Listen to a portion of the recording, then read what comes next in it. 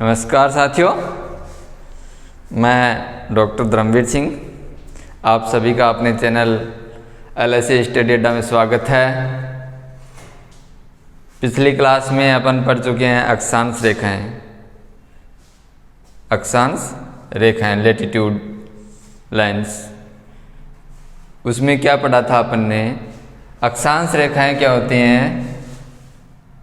अक्षांश रेखाएं होती हैं भूमध्य रेखा के समानांतर खींची गई रेखाएं। भूमध्य रेखा के समानांतर खींची गई रेखाएं जो उत्तर से दक्षिण की कोणात्मक दूरी को बताती हैं, उसको अपन ने अक्षांश रेखाएं नाम दिया था। ठीक है, तो आज अपन पढ़ेंगे देशांतर रेखाएं। देशांतर रेखाएं,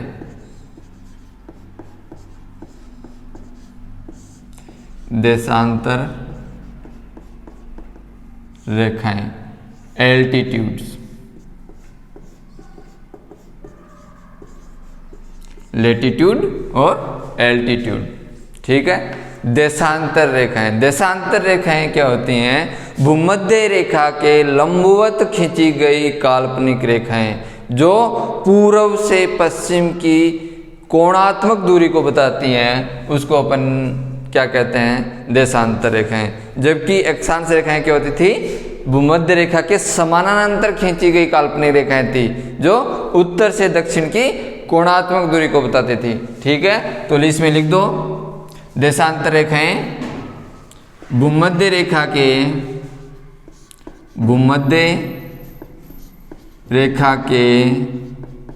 लंबवत खींची गई काल्पनिक रेखाएं, भूमध्य रेखा के लंबवत खींची गई काल्पनिक रेखाएं जो पूर्व से पश्चिम की कोणात्मक दूरी को बताती हैं। पूर्व से पश्चिम की कोणात्मक दूरी को बताती हैं। ठीक है, अर्थात जो उत्तरी ध्रुव है और दक्षिणी ध्रुव है, इन दोनों को मिलाने वाली रेखाएं क्या होती हैं? दोनों ध्रुवों को मिलाने वाली रेखाओं को अपन ने क्या नाम दिया? देशांतर रेखाएं। ठीक है,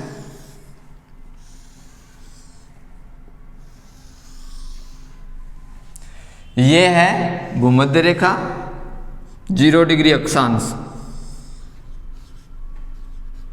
भूमध्य रेखा।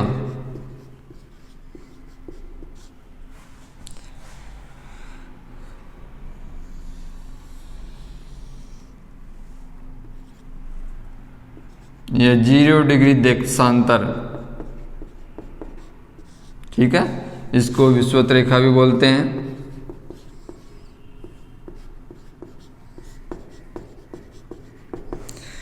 तो 0 डिग्री भूमध्य रेखा के समानांतर जो रेखाएं खींची जाती हैं, उनको तो अपन ने क्या नाम दिया था? अक्षांश रेखाएं। और जो भूमध्य रेखा के लंबवत 90 डिग्री पे होती हैं, उनको अपन ने क्या नाम दिया था? देशांतर रेखाएं। ये क्या है? देशांतर। यानी उत्तरी ध्रुव और दक्षिणी ध्रुव को मिलाने वाली रेखाएं क्या होती हैं? देशांतर रेखाएं।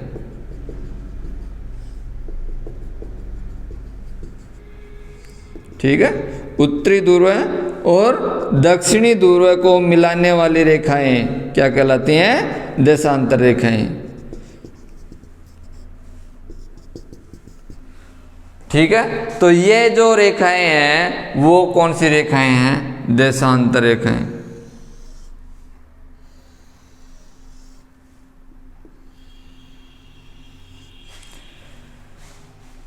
भूमध्य रेखा के समानांतर रेखाएं अक्षांश रेखाएं और लंबवत रेखाएं वो क्या कहलाती हैं? देशांतर रेखाएं।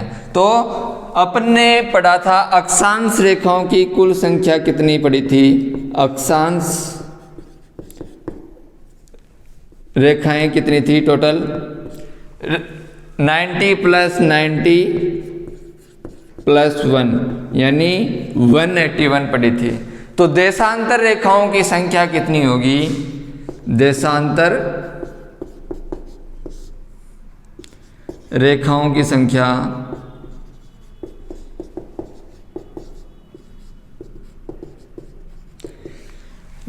रेखाओं की संख्या 0 डिग्री देशांतर, इसको अपन ने देशांतर या ग्रीनविच रेखा भी बोलते हैं।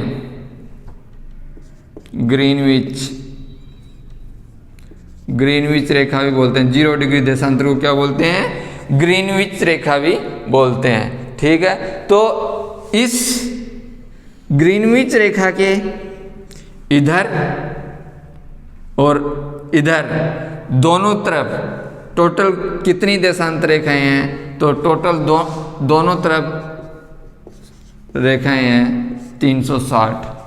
ठीक है, अक्षांश रेखाएं कितनी थी? 181 थी और देशांतर रेखाओं की संख्या कितनी है? 360।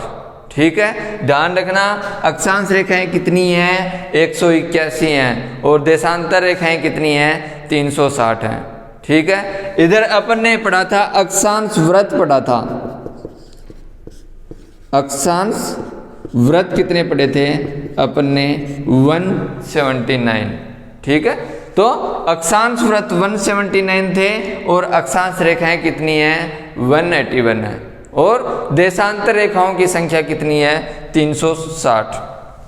ठीक है, तो देशांतर रेखाएं क्या होती हैं? देशांतर रेखाएं भूमध्य रेखा के लंबवत खींची गई, भूमध्य रेखा के लंबवत खींची गई काल्पनिक रेखाएं जो पूर्व से पश्चिम की दूरी बताती हैं। अर्थात उत्तरी ध्रुव और दक्षिणी ध्रुव को मिलाने वाली रेखाओं को अपन क्या नाम दिया? देशांतर रेखाएं नाम दिया। ठीक है, तो इन जो देशांतर रेखाएं हैं, इन देशांतर रेखाओं का क्या उपयोग है? देशांतर रेखाओं का उपयोग समय निर्धारण और तिथि निर्धारण में किया जाता है। ठीक है, समय निर्धारण और तिथि निर्धारण रेखाएं भी देशांतर रेखाओं का उपयोग करते हैं। अक्षांश रेखाओं का उपयोग अपन ने किस में किया था? जलवायु निर्धारण में किया था, है ना? ठीक है, तो देशांतर रेखाओं का उपयोग, देशांतर का उपयोग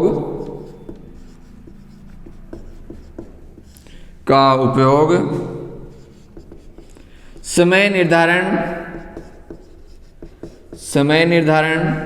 व तिथि निर्धारण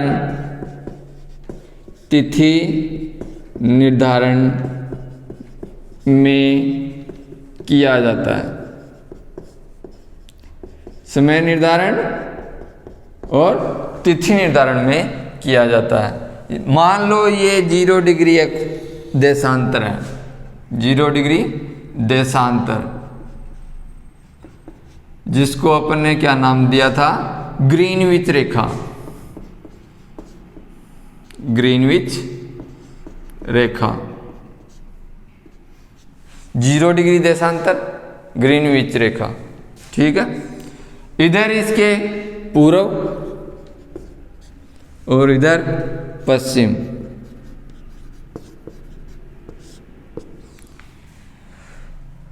जीरो डिग्री देशांतर को ग्रीनविच रेखा नाम दिया था अपन ने। ठीक है, और ग्रीनविच रेखा को अपन ने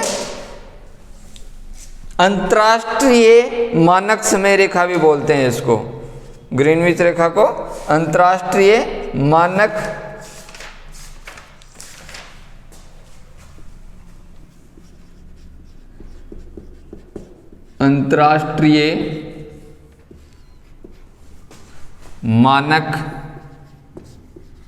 समय रेखा,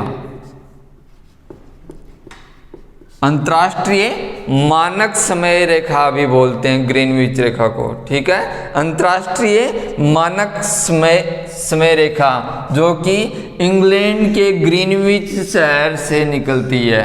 ठीक है, इसका निर्धारण कब किया गया था? निर्धारण 1882 में किया गया था। ठीक है। ग्रीनविच रेखा का निर्धारण या अंतर्राष्ट्रीय मानक समय रेखा का निर्धारण कब किया गया था? 1882 में, ठीक है। ये इंग्लैंड के ग्रीनविच शहर से गुजरती है, ठीक है। 0 डिग्री देशांतर को अपन ने अंतर्राष्ट्रीय मानक समय रेखा या ग्रीनविच रेखा नाम दिया, ठीक है। और इसके इधर 82.5 डिग्री 82.5 डिग्री पूर्वी देशांतर 82.5 डिग्री पूर्वी देशांतर को अपन ने क्या नाम दिया? भारत की मानक समय रेखा। भारत की मानक समय रेखा। भारत की मानक समय रेखा क्या है? 82.5 डिग्री पूर्वी देशांतर। 82.5 डिग्री पूर्वी देशांतर को क्या नाम दिया? भारत की मानक समय रेखा। 0 डिग्री देशांतर को अपन ने क्या नाम दिया? अंतर्राष्ट्रीय मानक समय रेखा। अंतर्राष्ट्रीय मानक समय रेखा। और 180 डिग्री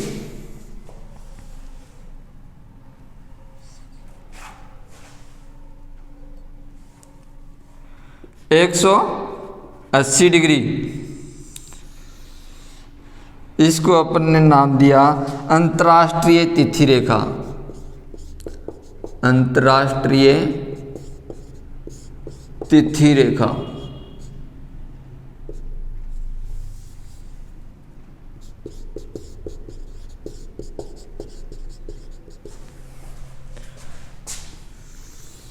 एक 180 डिग्री देशांतर रेखा को अंतर्राष्ट्रीय तिथि रेखा नाम दिया। 82.5 डिग्री पूर्वी देशांतर को नाम क्या दिया? भारत की मानक समय रेखा। भारत की मानक समय रेखा नाम दिया। और 180 डिग्री पूर्वी देशांतर और 180 डिग्री पश्चिमी देशांतर, इनको क्या नाम दिया गया? अंतर्राष्ट्रीय तिथि रेखा नाम दिया गया। तो 0 डिग्री देशांतर से यदि अपन पूर्व दिशा में चलते हैं, 0 डिग्री देशांतर से यदि अपन पूर्व दिशा में चलते हैं तो समय बढ़ता है। क्या होता है? समय बढ़ता है। और यदि अपन 0 डिग्री देशांतर से पश्चिम दिशा में चलते हैं तो समय घटता है। समय घटता है, ठीक है। 0 डिग्री देशांतर से पूर्व की तरफ चले, 0 डिग्री देशांतर से पूर्व की तरफ चले तो समय बढ़ेगा। और 0 डिग्री देशांतर से अगर पश्चिम की ओर आए तो समय घटेगा, ठीक है। समय घटेगा। अब जो अपनी भारत की मानक समय रेखा है उस पर समय क्या होगा? तो ग्रीनविच रेखा जो है उससे कितना समय ज्यादा होगा? तो भारत का समय ग्रीनविच रेखा से 5.5 घंटे ज्यादा होगा, ठीक है। 5.5 घंटे ज्यादा होगा। और एक देशांतर से दूसरी देशांतर के मध्य जाने पर कितना समय लगता है? 4 मिनट लगती हैं, ठीक है। एक देशांतर से दूसरे देशांतर तक जाने में कितना समय लगता है? 4 मिनट लगता है। और दूरी कितनी होती है? एक डिग्री देशांतर, 1 डिग्री देशांतर रेखा की भूमध्य रेखा पर दूरी, भूमध्य रेखा पर दूरी। तो 1 डिग्री देशांतर रेखा की भूमध्य रेखा पर दूरी कितनी होती है? 111.32 किलोमीटर, ठीक है। और 2 देशांतर रेखाओं के मध्य, 2 देशांतर रेखाओं के मध्य दूरी पार करने में समय कितना लगता है सूर्य को? दूरी पार करने में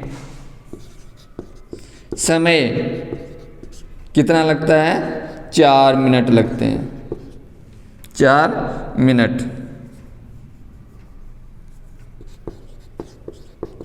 ठीक है। दो देशांतर रेखाओं के मध्य दूरी 111.32 किलोमीटर और दो देशांतर रेखाओं के मध्य दूरी को पार करने में समय कितना लगता है सूर्य को? तो कितना लगता है? 4 मिनट। ठीक है। तो 82.5 डिग्री पूर्वी देशांतर, जिसको अपन ने क्या नाम दिया? भारत की मानक समय रेखा नाम दिया। ये कहाँ से गुजरती है? भारत की मानक समय रेखा इलाहाबाद के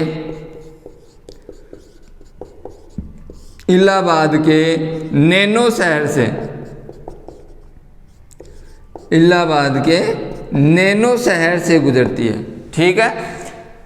इलाहाबाद के नैनो शहर से गुजरती है और ग्रीनविच रेखा से जो भारत की मानक समय रेखा है वो कितने समय आगे है? 5.5 घंटे आगे है। ठीक है। 5.5 घंटे ग्रीनविच रेखा के समय से आगे है और इलाहाबाद के नैनो शहर से गुजरती है। और ये समय रेखा जो है वो 5 राज्यों से होकर गुजरती है। कौन कौन से हैं? UP, MP, Chhattisgarh, UP, MP, Chhattisgarh,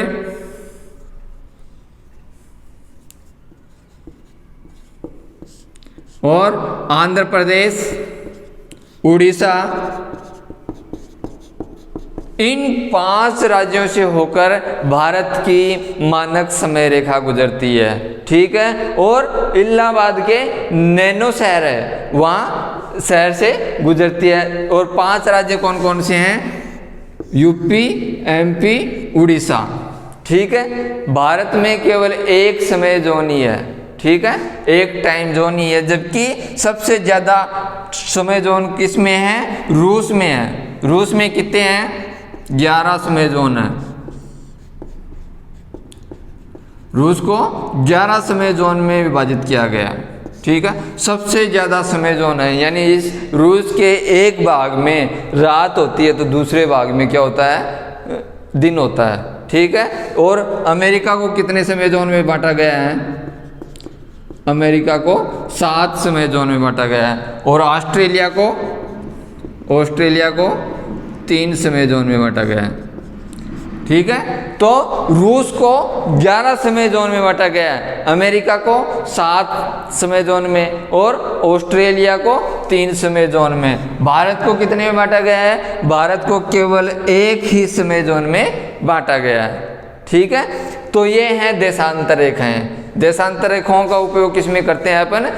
समय निर्धारण और तिथि निर्धारण में किया जाता है। समय निर्धारण और तिथि निर्धारण में उपयोग किया जाता है देशांतर रेखाओं का। ठीक है। देशांतर रेखाएं होती क्या हैं? देशांतर रेखाएं भूमध्य रेखा के लंबवत खींची गई काल्पनिक रेखाएं जो पूर्व से पश्चिम की ओर, पूर्व से पश्चिम की मध्य की कोणात्मक दूरी को बताती हैं, उसको अपन ने क्या नाम दिया? देशांतर रेखाएं नाम दिया। ठीक है। देशांतर रेखाएं भूमध्य रेखा के लंबवत खींची गई काल्पनिक रेखाएं, भूमध्य रेखा के लंबवत खींची गई काल्पनिक रेखाएं जो पूर्व से पश्चिम के बीच की कोणात्मक दूरी को बताती हैं, अर्थात उत्तरी ध्रुव और दक्षिणी ध्रुव को मिलाने वाली काल्पनिक रेखाओं को अपन ने क्या नाम दिया? देशांतर रेखाएं नाम दिया। देशांतर रेखाएं टोटल कितनी होती हैं? तो कुल संख्या पूछे देशांतर रेखाओं की तो 360 होती हैं। और अक्षांश रेखाओं की संख्या, कुल संख्या कितनी होती है? 181 होती है। कुल व्रत पूछे तो 179 अक्षांश व्रत होते हैं। ठीक है। कुल देशांतर रेखाओं की संख्या पूछे तो उसको कितनी होती हैं? 360 होती हैं। ठीक है। 0 डिग्री देशांतर रेखा, 0 डिग्री देशांतर रेखा को अपने नाम दिया ग्रीनविच रेखा। ग्रीनविच रेखा या अंतर्राष्ट्रीय मानक समय रेखा, अंतर्राष्ट्रीय मानक समय रेखा। अब ग्रीनविच रेखा से यदि अपन पूर्व की तरफ जाते हैं तो समय बढ़ता है, समय बढ़ता है। और यदि अपन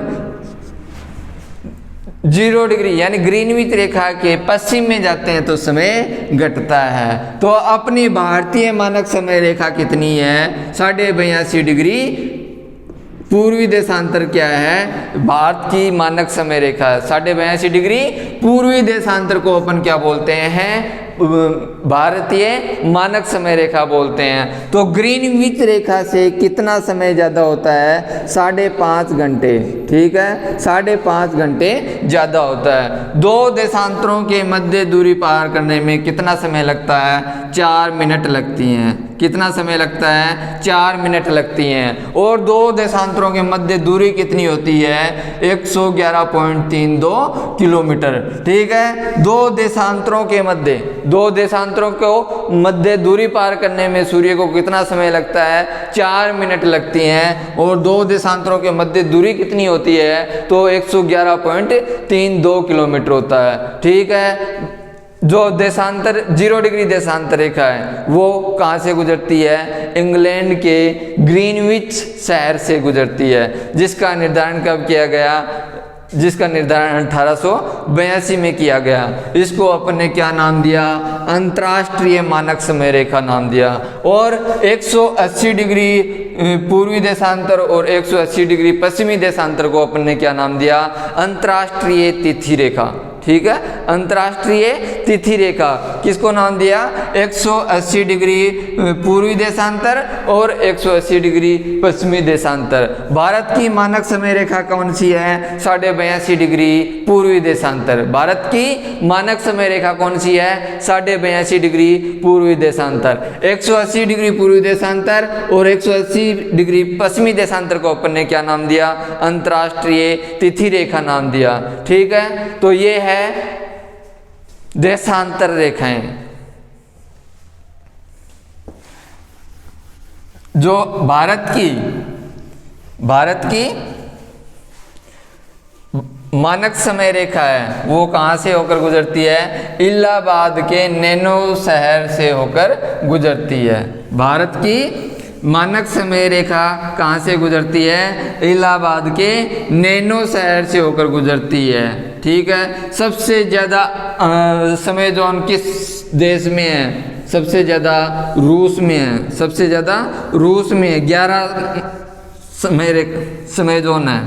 ठीक है, 11 टाइम जोन में विभाजित किया गया है। उसके बाद में अमेरिका को 7 टाइम जोन में विभाजित किया गया है और ऑस्ट्रेलिया को 3 टाइम जोन में विभाजित किया गया है। ठीक है, तो ये था देशांतर रेखाओं के बारे में। देशांतर रेखाएं और अक्षांश रेखाएं आपकी कंप्लीट हो चुकी हैं। अक्षांश रेखाएं और देशांतर रेखाएं कंप्लीट हो चुकी हैं।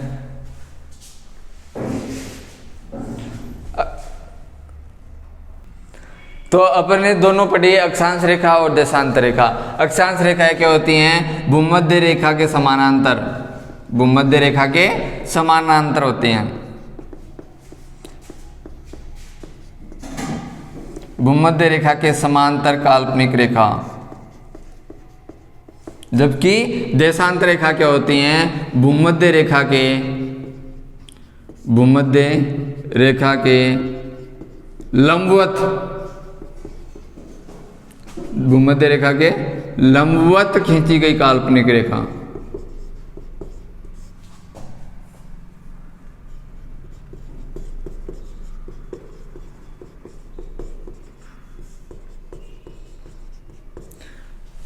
अक्षांश रेखा उत्तर से दक्षिण की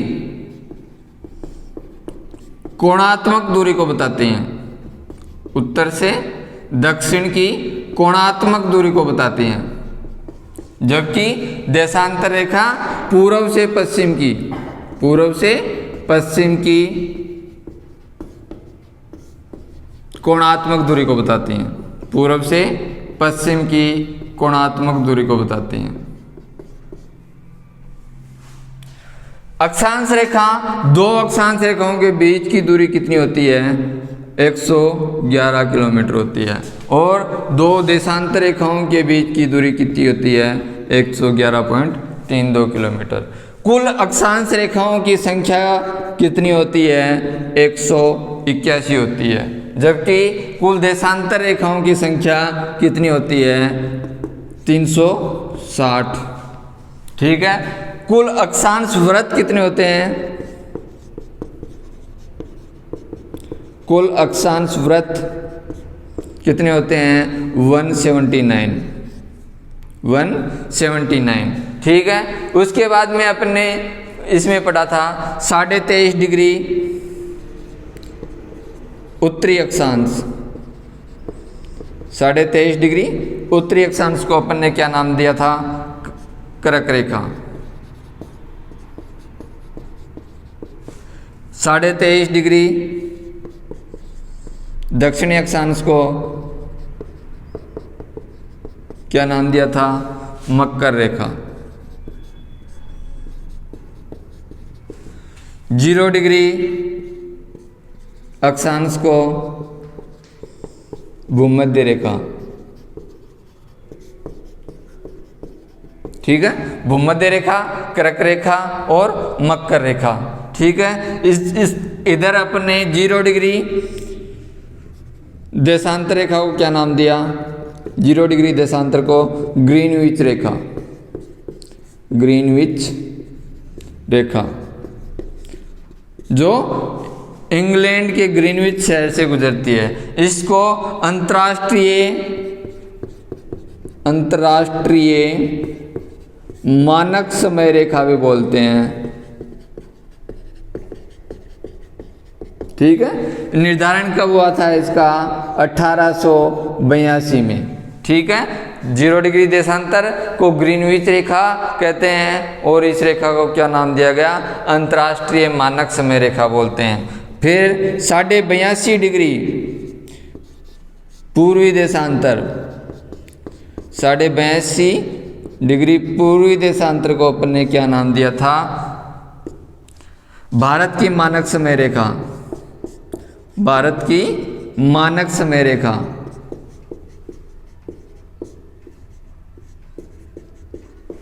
और 180 डिग्री